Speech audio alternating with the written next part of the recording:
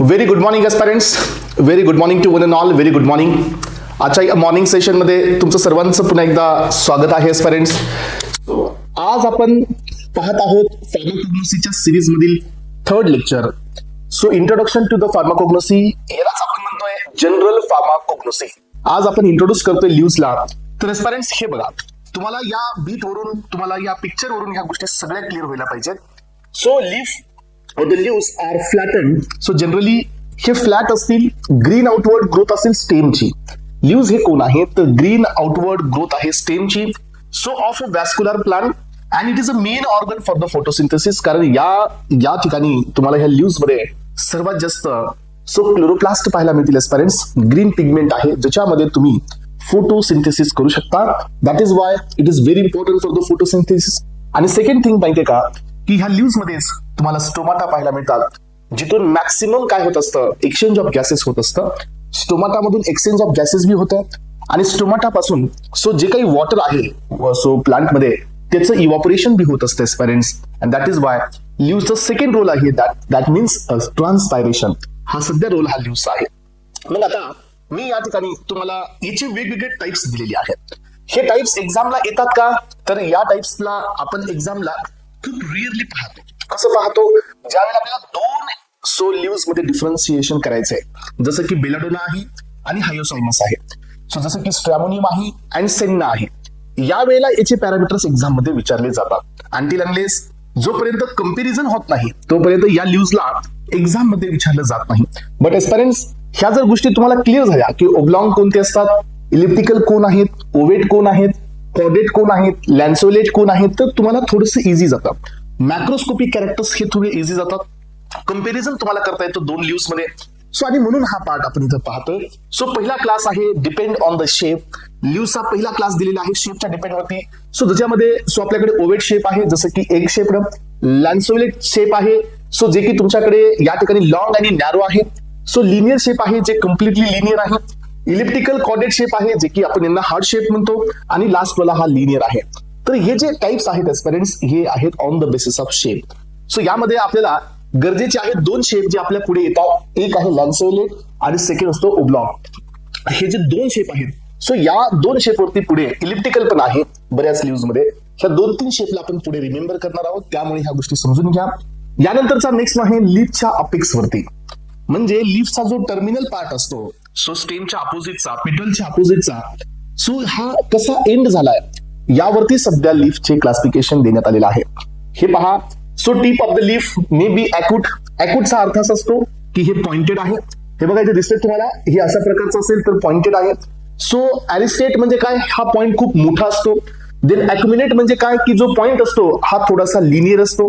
So यामध्ये अजून महत्वाचा आहे तुमचा, यामध्ये जो मेन आहे ॲपिक्युलेट, हे पण एक आहे ज्याच्यामध्ये पॉइंट हा खूप छोटा असतो. तुम्ही इथं डायग्रामॅटिक प्रेझेंटेशन मध्ये पाहू शकता.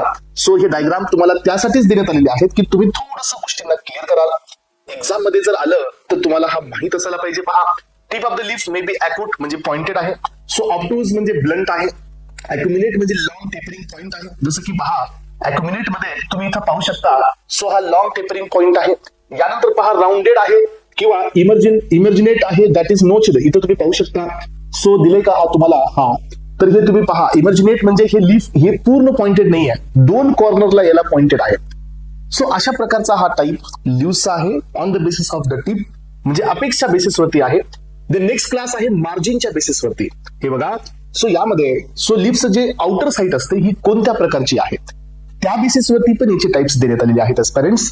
सगळ्यात पहिल्यांदा आपण एंटायर मार्जिन हे खूप कॉमनली ऐकणार आहोत. एंटायर मार्जिनचा अर्थ असा असेल की लीव्सचं जे साईड आहेत ना, ही मार्जिन पूर्ण स्मूथ आहे. ज्या ठिकाणी हे पूर्ण स्मूथ असेल याला आपण एंटायर मार्जिन असं म्हणतोय.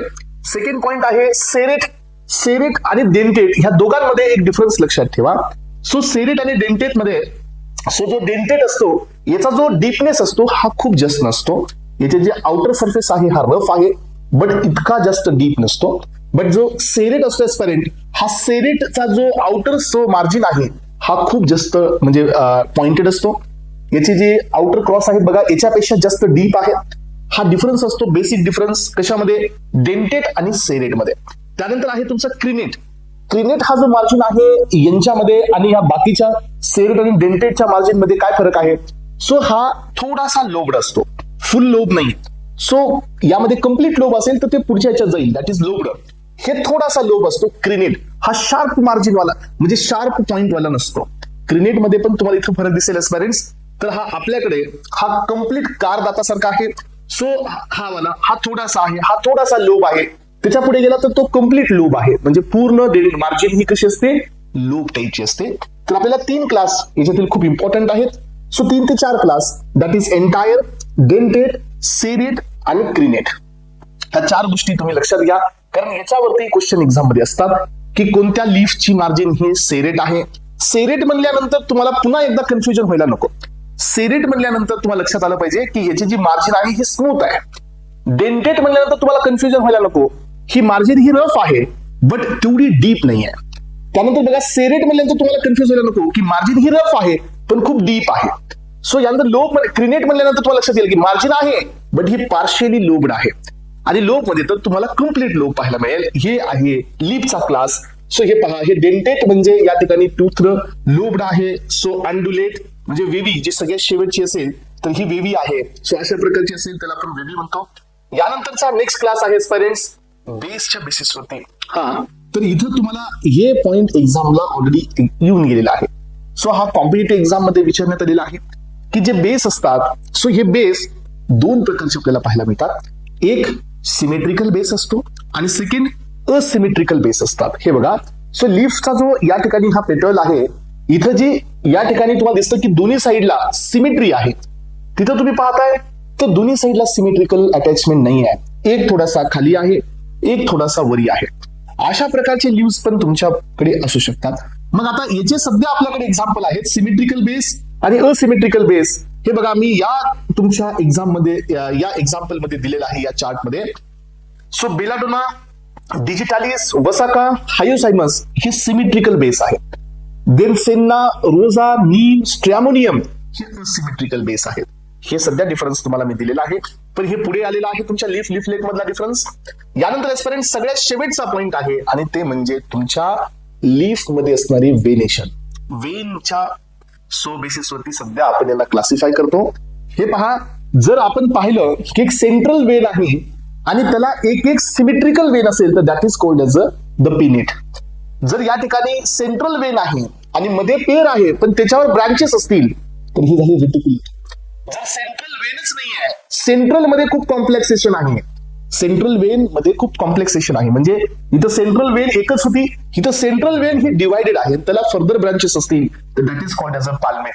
यानंतर फ्रेंड्स, सो आपल्याला ही एक महत्वाची असते सगळ्यात शेवटी, दॅट इज कॉल्ड पॅरलल, ज्याच्यामध्ये कुठल्याही प्रकारचं काय नाही आहे, सो कुठल्याही प्रकारची ब्रांच नाही आहे, डायरेक्ट सेंट्रल आहेत. So this is called as a parallel.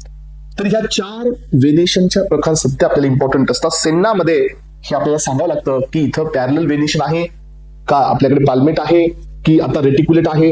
या गोष्टी सध्या इम्पॉर्टंट आहेत आणि या बेसिसवरती आपण हा पहिला पॉइंट क्लिअर करून घेतलेला आहे. सो तो म्हणजे लीव्स. आता नेक्स्ट बीट तुमच्या समोर मी घेऊन आलोय या लेक्चरमध्ये आणि एस्पायरंट्स आपण पाहणार आहोत difference in between the leaf and the leaflet. आतापर्यंत खूप जणांनी ही गोष्ट ऐकलेलीच असते की लीफ आणि लीफलेट याच्यातील difference, but actually aspirants, pharma एस्पायरंट्सला हा डिफरन्स इतका क्लिअरली माहिती नसतो. तुम्ही पण पाहू शकता की आपण लीफलेट हे ऐकले, but what is the actual difference in between the leaf and leaflet हा खूप कमी जणांना माहित असतो. तर मी तुम्हाला आज तो डिफरन्स क्लिअर करून देतो. लीफ आणि लीफलेट मध्ये काय फरक असतो. लीफ म्हणजे एक आपल्याकडे एक प्रकारचं पान आहे, तुम्ही पाहिलं असेल. सो या ठिकाणी मी तुम्हाला थोडंसं डायग्रामॅटिक प्रेझेंटेशन मध्ये सांगतोय. सो आणि हा पॉइंट तुम्ही मला वाटतं की खूप प्रॉपरली क्लिअर करा, कारण याच्यामधला डिफरन्स जर कधी एक्झाम मध्ये येत असेल तर तो तुम्हाला सांगता आला पाहिजे. हे पहा, सो हे माझ्याकडे काय आहे, सो हे माझ्याकडे लीफ आहे. So this is called as a leaf. Okay, but aspirants तुम्ही पाहू शकता, सो माझ्याकडे आपल्याकडे असे बी काही लीफ असतात, सो ज्याच्यामध्ये अशा प्रकारची अरेंजमेंट पाहायला मिळते. एका लीफ मध्ये हे खूप सारे छोटे छोटे पानं आपल्याला पाहायला मिळतात. सो तुम्ही पाहिला असेल तर हे अशा प्रकारचा जो प्रकार असतो एस्पायरंट्स, तर याला म्हटलं जातं लीफलेट. म्हणजे हे पण एक लीफ आहे. येस, एका देठ आहे, हे पेटल म्हणजे एकच आहे, बट याच्यावरती छोटे छोटे पानं आहेत. जसं की तुम्ही आपल्याकडे चिंचेचं पान पाहिलं असेल, सेम प्रकार हा. So this is called as a leaflet and this is called as a leaf. This is the difference in between the leaf and leaflet. So are you getting my point? हा दोघातला फरक कळतो? हा. तर एस्पायरंट्स मग आता या बेसिसवरती आपण याचा डिफरन्स बी क्लिअर करून घेऊया. हे बघा. सो हा बर्ड और ब्रांचेस हे याच्यावरती प्रेझेंट असतात. बर्ड म्हणजे काय? सो जिथं तुम्हाला सो प्रत्येक पेटल हा अटॅच झालेला असतो ते बर्ड ब्रांचेस इथं प्रेझेंट असतात. इथं तुम्हाला बर्ड ब्रांचेस प्रेझेंट पाहायला मिळणार नाहीत कारण हे लीफ एकाच पानामध्ये आहेत सगळे लिफलेट. सो यानंतर पहा lives R arranged spirally or the solitary. याच्यात पण फरक असतो एस्पिरंट्स. हे बघा आपण इथं पाहतो की ह्या लीफची दोन पॉसिबिलिटी आहे की हे लीफ एका झाडाला एक तर असं असेल सो नाही तर एक असं आणि एक असं असेल ही पॉसिबिलिटी असते. जर हे पॅरलल असेल तर याला आपण म्हणायचं सिमेट्रिकल आहे आणि सोलिटरी म्हणजे काय की एक इथं एक इथं एक इथं एक इथं म्हणजे हे दोन्ही चान्सेस या लीफ मध्ये असतात. बट सो तुम्ही कधी लिफलेट मध्ये असं नाही पाहणार आहात की एक पत्ता इथं आहे तर दुसरा इथं आहे, एक इथं आहे तर तिसरा इथं आहे, असं कधीच नाही पाहणार. हे ऑलवेज असतात सो पॅरलली म्हणजे हे कम्प्लिटली सिमेट्रिक असतात. पण यांच्यामध्ये मात्र ही पॉसिबिलिटी असू शकते. सो पॅरलल असू शकतात, येस स्पायरली असू शकतात किंवा सोलिटरी असू शकतात. हे 100% लिफलेट हे स्पेअर मध्ये अवेलेबल असतात. Each leaf is a complete and independent organ found separately on the stem of the plant.